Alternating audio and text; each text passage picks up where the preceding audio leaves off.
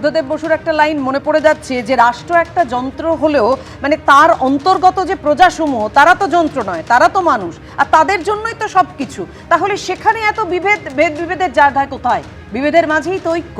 দেখুন, এই যে কথাটা বলছি এই কারণে, কারণ এই মানুষ নেই যখন সবকিছু, মানুষ এই ভোটাররা যাতে ভয় না পান, তারা যাতে তাদের ভোটাধিকার প্রয়োগ করতে পারেন নিশ্চিন্তে নির্বিঘ্নে, সেটাও সুনিশ্চিত করার দায়িত্ব রাষ্ট্রের নির্বাচন কমিশনের। আর তা সুনিশ্চিত করার জন্যই কেন্দ্রীয় বাহিনীর জওয়ানরা এসছেন এবং দিনক্ষণ ঘোষণার আগেই এসআইআর এর ফাইনাল লিস্টের আগে। এবার কতটা করা নির্বাচন কমিশন আপনাদের জানাবো। কেন্দ্রীয় বাহিনী যেন কারো আতিথেয়তা না নেয় বলে স্পষ্ট করে জানিয়ে দেওয়া হয়েছে কমিশনের তরফে। আর কি জানানো হলো? প্রথম দফায় চূড়ান্ত ভোটার তালিকা প্রকাশ হয়ে গেছে।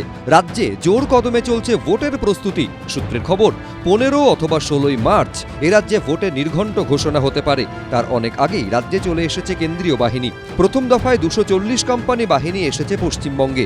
জেলায় জেলায় চলছে রুট মার্চ। এরই মধ্যে এবার কেন্দ্রীয় বাহিনীর জওয়ানদের কড়া নির্দেশিকা দেওয়া হলো নির্বাচন কমিশনের তরফে। কেন্দ্রীয় বাহিনী যেন কারুর আতিথেয়তা না নেয়। কেন্দ্রীয় বাহিনী নিয়ে কোনো অভিযোগ বরদাস্ত করা হবে না, স্পষ্ট করে জানিয়ে দিল কমিশন। একই সঙ্গে এবার বুথে বুথে নজরদারি আরও কড়া করা হচ্ছে কমিশনের তরফে। প্রতিটি বুথের ভেতরে তো বটেই, বুথের বাইরেও সিসি ক্যামেরা বসাতে নির্দেশ দেওয়া হয়েছে। বুথের ভেতর হোক বা বাইরে গন্ডগোল দেখা মাত্রই ব্যবস্থা নেবে নির্বাচন কমিশন। এছাড়াও বুথের বাইরে থেকে পর্যবেক্ষণের দায়িত্বে থাকবেন মাইক্রো অবজারভাররা। গতবার তো 950 কোম্পানি কেন্দ্রীয় বাহিনী এনেছিল। দিনের শেষে ভোট তো বাহিনী দেবে না, ভোট দেবে বাংলার মানুষ। বাংলার মানুষ ভোট দিয়েছে বলেই বারংবার বিজেপি প্রত্যাখ্যাত হয়েছে। আর বলতে হচ্ছে কেন যে কেন্দ্রীয় বাহিনী যাতে কারোর আতিথেয়তা গ্রহণ না করে? তার মানে কি কেন্দ্রীয় বাহিনীর ওপর সংশয় প্রকাশ করছে যে কেন্দ্রীয় বাহিনী এসে এখানে আতিথেয়তা গ্রহণ করে কেন্দ্রীয় বাহিনী ম্যানিপুলেট হয়ে যায়? তাহলে তো ভয়ঙ্কর। তাহলে তো অবিলম্বে সবার আগে স্বরাষ্ট্রমন্ত্রী অমিত শাহকে পদত্যাগ করতে বলা উচিত। ভারতবর্ষের অন্যান্য রাজ্যে তথাকথিত জঙ্গল রাজত্ব হিসেবে যাদেরকে চিহ্নিত করা হতো, সেখানেও রাজনীতি যখন হিংসামুক্ত হয়েছে, রক্তমুক্ত হয়েছে, তখন পশ্চিমবঙ্গের রাজনীতি এর থেকে বাইরে আসতে পারেনি। ফলে স্বাভাবিকভাবেই নির্বাচন কমিশনের এই সিদ্ধান্তগুলো স্বাগত জানানো শুধু নয়, এটাকে কার্যকরী করতে হবে। সোমবারই রাজ্যে ভোট প্রস্তুতি খতিয়ে দেখতে ভার্চুয়াল বৈঠকে বসে জাতীয় নির্বাচন কমিশন।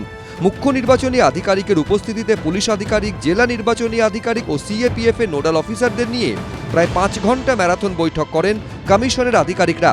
সূত্রের খবর, সীমান্তের জেলায় বাড়তি নজরদারি নির্দেশ দেওয়া হয়েছে নির্বাচন কমিশনের তরফে। পাশাপাশি কেন্দ্রীয় বাহিনীকে বসিয়ে না রেখে যথাযথভাবে ব্যবহার করার বার্তা দেওয়া হয়েছে। এদিকে আগামী 9 মার্চ রাজ্যে আসছে নির্বাচন কমিশনের ফুল বেঞ্চ। 9 ও 10 মার্চ রাজ্য প্রশাসনের সঙ্গে বৈঠক করবে তারা। রুমা পালের রিপোর্ট, এবিপি আনন্দ।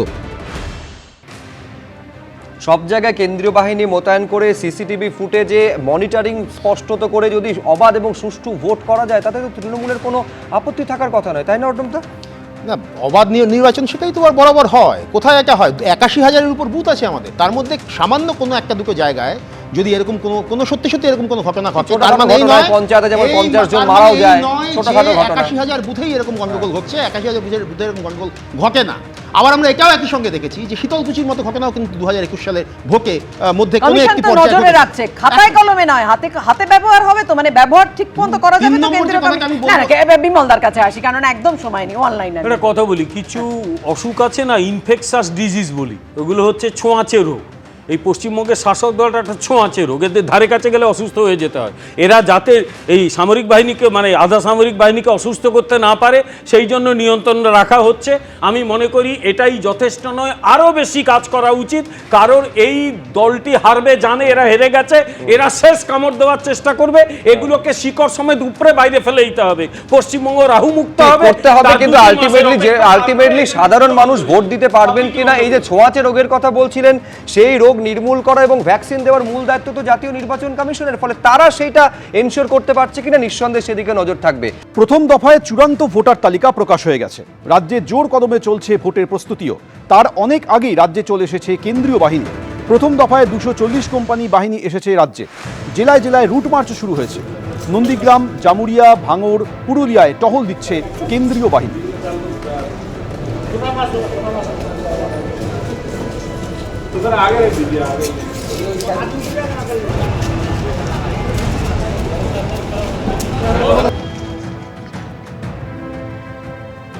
সামনেই নির্বাচন, তার আগে ভোটের প্রস্তুতিতে আরও কড়া পদক্ষেপ নিতে চলেছে নির্বাচন কমিশন। বুথের ভিতরের পাশাপাশি এবার বাইরেও সিসিটিভি বসাতে নির্দেশ দেওয়া হয়েছে বলে কমিশন সূত্রে খবর। এতে বাইরে গন্ডগোল হলেই ব্যবস্থা নেওয়া যাবে, এই ব্যাখ্যা দিয়েছে কমিশন। বুথের ভিতরে সিসিটিভি এবং ওয়েবকাস্টিং ব্যবস্থা আগেই ছিল, এবার বুথের বাইরেও বসছে সিসিটিভি, খবর কমিশন সূত্রে। বুথের বাইরে থেকে পর্যবেক্ষণের দায়িত্বে থাকবেন মাইক্রো অবজারভাররা।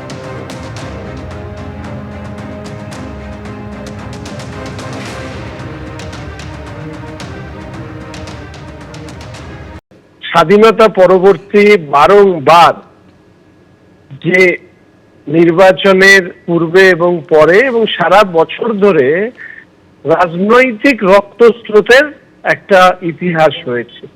বিরোধীদের উপরে শাসকের আক্রমণ পশ্চিমবঙ্গে রাজনীতিতে সমান্তরালভাবে চলেছে, যেখানে ভারতবর্ষের অন্যান্য রাজ্যে তথাকথিত জঙ্গল রাজত্ব হিসেবে যাদেরকে চিহ্নিত করা হতো, সেখানেও রাজনীতি যখন হিংসামুক্ত হয়েছে, রক্তমুক্ত হয়েছে, তখন পশ্চিমবঙ্গের রাজনীতি এর থেকে বাইরে আসতে পারেনি।